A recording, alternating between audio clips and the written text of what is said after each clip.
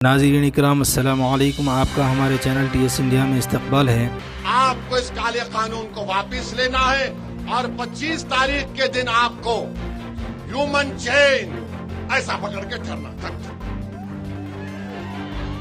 ایسا لائن پکڑ کے پورے ٹھہر جانا، بزرگ بڑے بچے، یہ وقف کا معاملہ ہے، متحدہ طور پر اپنے اس احتجاج میں شامل ہوئیے اور اس کو کامیاب کریے۔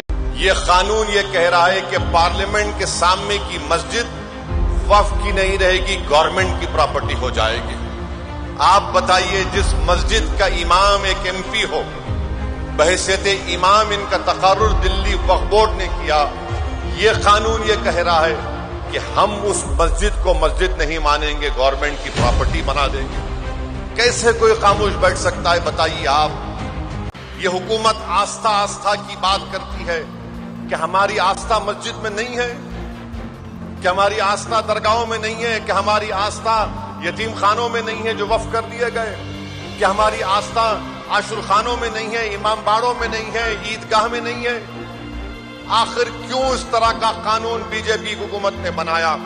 صرف مسلم دشمنی کی بنیاد پر۔ اس قانون سے وقف کی حفاظت نہیں ہوگی، اس قانون سے وقف کی آمدنی میں اضافہ نہیں ہوگا، اس قانون سے قابضین کو نہیں ہٹایا جا سکتا۔ مانے جو 12 سال سے قبضہ کر کے بیٹھا وہ مالک بن جائے گا، اور پورے ملک میں پروپیگنڈا بی جے پی والے کر رہے ہیں، ایسا نہیں، سب جھوٹ ہے۔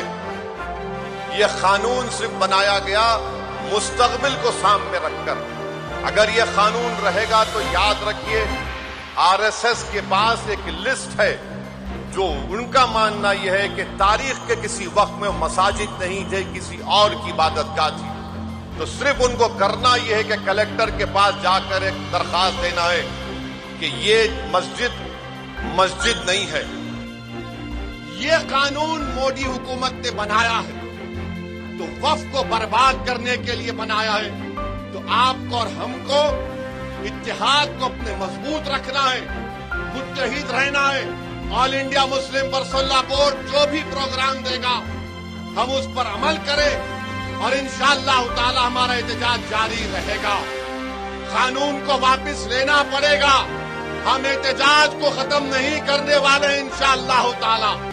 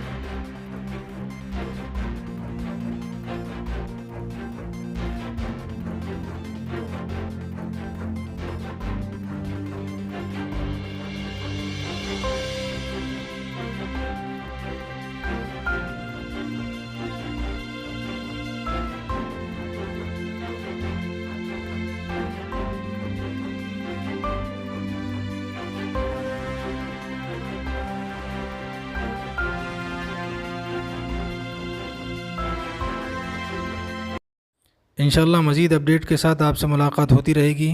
آپ سے گزارش ہے چینل کو سبسکرائب کریں۔ اللہ حافظ۔